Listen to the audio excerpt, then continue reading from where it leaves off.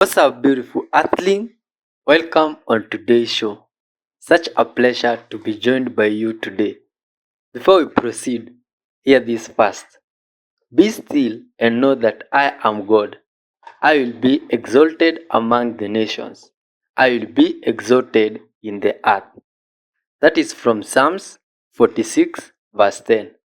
This is our verse of today from the book of wisdom. Wonderful. Let's give thanks for that and dive in. Thank you, Father, for your goodness. Today we come before you with our hearts full of gratitude, Father. Thank you for your precious child, today's viewer. Thank you for the gift of life, Father. Thank you for the gift of love. Give you glory for everything, Father. Help us through this video to spread love, Father, with our hearts filled with your goodness, Father. Help us to love one another, dear Lord, without being proud, tired, Father, or uplifting ourselves. In all that we give glory to you. In your holy name, Jesus Christ, we do pray, trusting and believing. Amen. Child of God, before we dive in, let me tell you about our message. Here, we intend on spreading love, peace, honesty, forgiveness, and good vibes to the whole world.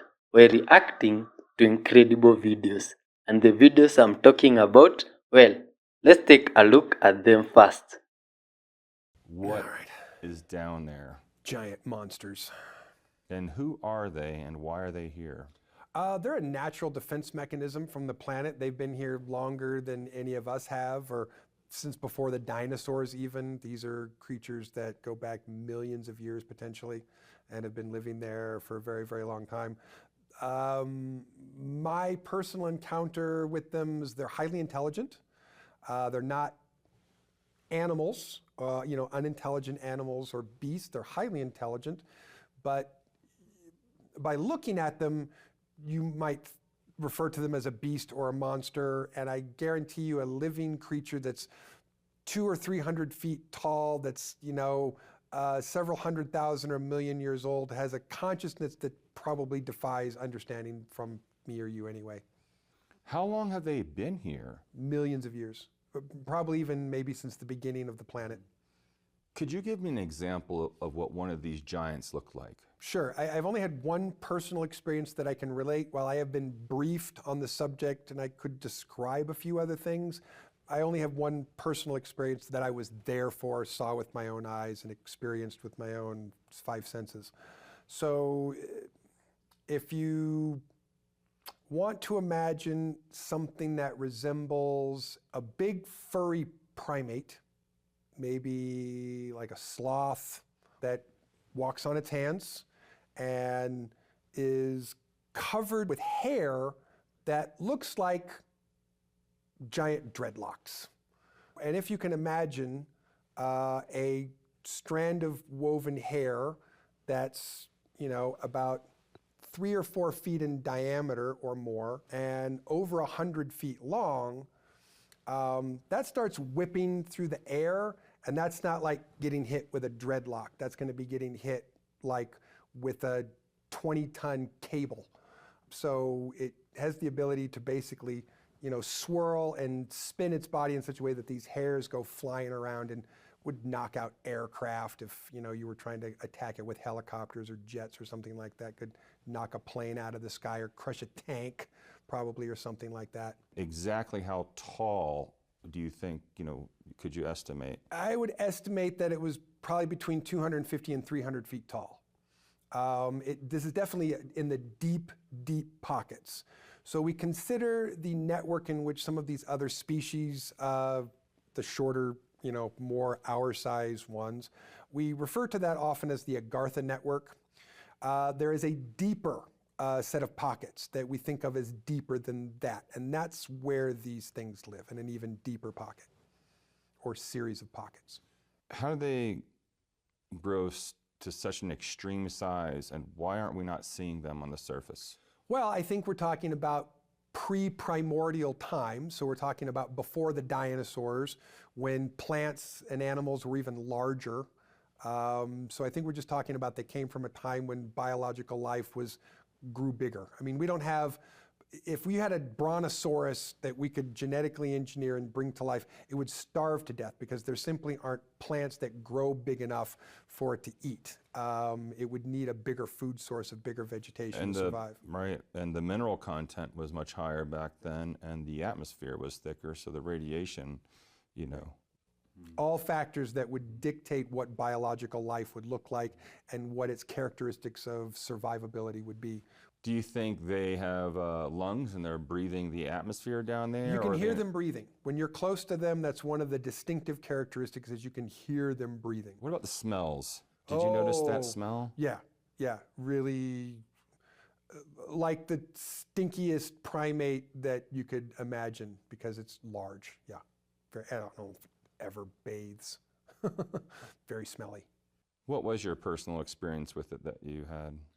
I don't know how comfortable I am discussing that completely and intricately. Let's just say that it became a requirement for me that I had to get to a certain place, which was across this expanse. And the only way that I was going to get across this expanse was if I rode on something that could walk that expanse. And it's a complicated story how that all went down, but yeah, there was something going on there. Was it positive or negative? Very positive. Terrifying. Absolutely terrifying. Crap my pants terrifying, but very positive. Were there others like you that were there? No, none that I could see or were aware of. It was very dark, but I don't think so. I think it was not a place where humans or other beings want to go because you get stepped on. I mean, when you realize you enter into a cavern where you're this big compared to something that's this big, it's terrifying because all of a sudden you realize I could get stepped on at any second here. So it's a whole nother kind of biological concern. It sort of made me think like, oh, so this is what a mouse feels like when it's running through the kitchen. Wow! Man, this is very funny. Is a friend here saying he ever had an encounter with dinosaurs? Florida, and I left Louisiana, and I went to Puerto Rico, and I met with the president of the Virgin Islands. These are people that are incredible people. They've suffered gravely, and we'll be there. Wow, is We're it gonna be he there. the president of that place? Or is it not a place in English lands? Okay, am I understanding this correctly? China used to buy over 60% of soybeans from American farmers. And then Trump said, yeah, we're going to put 100% tariffs on those, China. And China was like, whatever, we're going to go over here to Argentina and buy soybeans from Argentina. And Argentina's like, oh, hell yeah, come on, China. Buy as much soybeans as you want from us. We got you. Meanwhile, because of that, farmers are losing money, they're losing their farms, they're committing suicide. It's really bad. American farmers are suffering really bad right now, which in turn, American people are suffering. So then Argentina says, oh shit, we're kind of struggling. We don't have a lot of money to make this happen. And so Trump's administration says, oh, yeah, you know what? We do have billions of dollars of taxpayer money sitting here. Let us give you billions of dollars to grow your soybeans to sell to China. Woo! Woohoo! Woo! Eeh. Make America great again. By the way, if you want all the finer details of who's involved in all that decision making and why that's happening, go to Kelly of Indiana, go to her TikTok page, and she'll tell you all the names involved. Woo! Have a great day, Americans, while you keep getting fucked and fucked harder up your ass because of this current administration. Please love and be kind to your neighbor the way you love yourself. Guys, it happened again. It happened again, y'all. I have felt, I'm sorry, I'm laughing because like I fell down another rabbit hole. Like, okay, so I saw a video of this guy, right? And he's called the London Spy here on TikTok. And he went to like, I think it's an old cathedral in London. And he saw this, like there's two faces on there that look identical to Putin and Trump. And I'm like, okay, yeah, I mean, you know, maybe it's just someone who looked like him. Cool, I guess. Then he starts walking down Trump Street. and at the end it's Russia Row. Okay, I'm gonna tie this all together. So in 1888, did you know that in 1888, Baron Trump was written about in a book called The Marvelous Adventures of Baron Trump, something like that. Guys, I can't make this up. So, mind you, 1888. Oh yeah, I'm whispering because my baby is asleep. For those of y'all that are like, why are you whispering in your own house? You're crazy. Not too much. So anyway, yeah, 10-year-old boy Baron in the book and has a mentor named Don. And Don has a mentor named Pence. Okay, so they travel to Russia trying to study time travel and like this really big hole in the ground that is a portal to another universe. Fast forward to the third book of the series. It's called The Last President, where Don becomes the last president. Do y'all remember when the Orange Man, I'm not gonna say his name, I don't want it to be censored. Do y'all remember when the Orange Man was like, oh guys, you only have to vote for me one more time. After this term, you won't have to worry about voting anymore. What do you mean by that? At this point in the book, after Don becomes the last president, people revolt because they feel like he's more of a businessman than a politician. A little too accurate. Now, this is all going to be even freaking crazier. The person that wrote this book was Ingersoll Lockwood. His name was Ingersoll Lockwood. He lived at the same time in the same area of New York as a man named Nikola Tesla that studied time travel. Nikola Tesla had years and years and years of his life that he dedicated to studying time travel. And when he croaked, all of his research on time travel went to the Orange Man's uncle, John Trump. What? What are the chances? Guys, listen, there's a lot of things that I'll go down. There's a lot of things I'll believe, but I don't know about time travel. I just can't get into that. I can't get into time travel. But this is weird, guys. This is crazy. This is strange. I don't know. It's 11 p.m. I'm probably going to be up until like 4 a.m. researching this, so I will be back with updates tomorrow. Oh yeah, don't forget to like and follow. If you're crazy like me, you have found your people, and comment down below what else Wow, y'all want all to get that, into. my friend, is allegedly or for entertainment purposes. But quite mind blowing. Look at this. Some of the content you are about to see might be disturbing, so watch carefully. Exposing Walt Disney.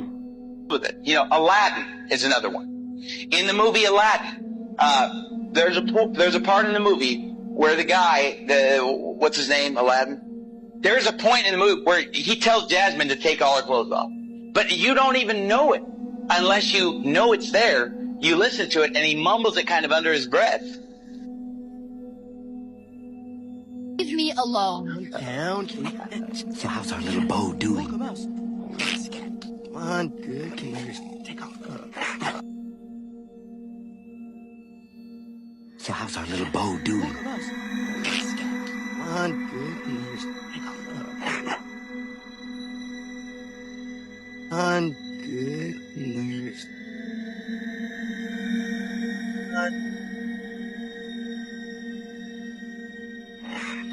And I mean, once you know it's there, you hear it just as clear as day.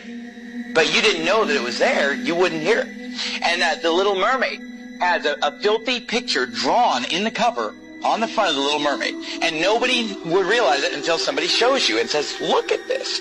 And you look at it, whoa! And all throughout the movie there are scenes, I'm not even going to describe some of the scenes in The Little Mermaid, where subliminal messages are coming on the screen. The other movie, Beauty and the Beast. There, you know, a nude woman pops up a few times in the background of Beauty and the Beast, filled with subliminal messages. Your kids are watching it and their mind is maybe not even seeing it, but it's going into their subconscious. Words flashing on the screen over and over. Sex, you know, nudity, filth, just all the smut is just coming on the screen.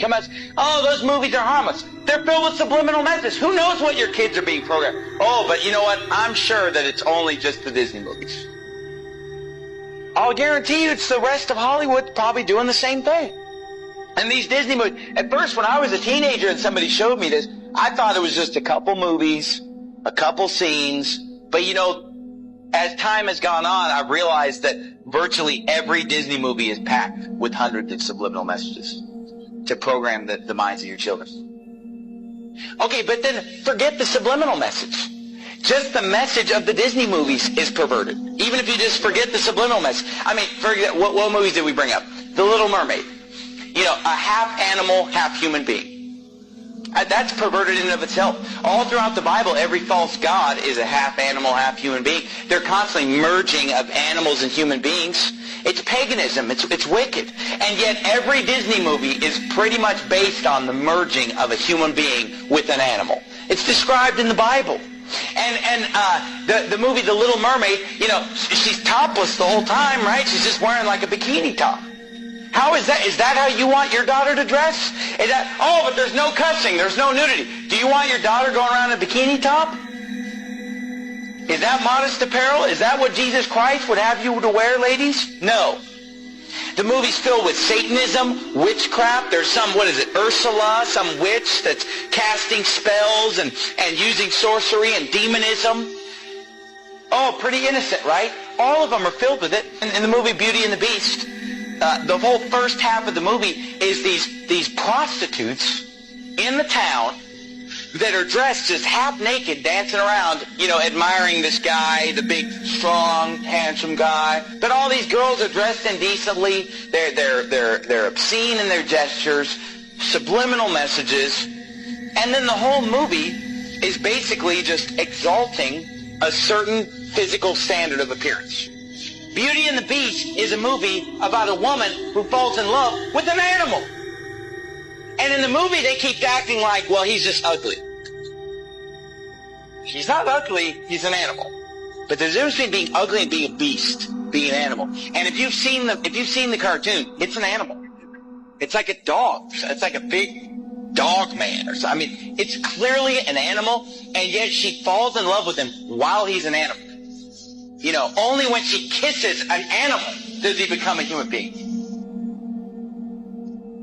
Oh, wow. And you say, well, what's wrong with that? So Putin opened his oldest church to the whole world. And everybody's shocked to find out that all the prophets in the Bible are black. Look here, sweetheart. We knew. We just needed the confirmation. So thank you, Russia, and the president of Russia. So what are the Karens saying? What are the Karens saying? Because I'm sure they're disturbed, like, baffled. They're baffled right now. What are the Mormons saying? What are the Catholics saying? What is everybody saying about this? You can't tell me it's a lie. It's in the oldest church in Russia. You know, they would call it a lie if it was in a church somewhere in Africa. But you cannot call it a lie because it's in Russia. So, tell me, how does it feel? How does it feel? Wow, okay, that's quite mind-blowing, my friends. Look at this. Is this a pencil sharpener or... yeah, it's a pencil sharpener. Wow, this one is incredible. Hey, man. This one is from back then, 1910. These guys were creative. Look at this. In 1910, this is how people were sharpening their pencils. Whoa. What about the students back then? Did they have to carry these things to school to sharpen their pencils, or how did it go? Because this is something extremely huge to put in the bag. Look at this, back then in 1906. This is how they were sharpening pencils. This is interesting. From this side of the world, people had no ideas how to use a pencil. People are still busy doing farming activities, others grazing. Wow, this is interesting. Look, this is a sharpener, a pencil sharpener from 1934. Wow, look at this one. Oh, it uses some razor blade. This one looks like the thing people use to shave beards. But anyway, look at it. Quite interesting, right?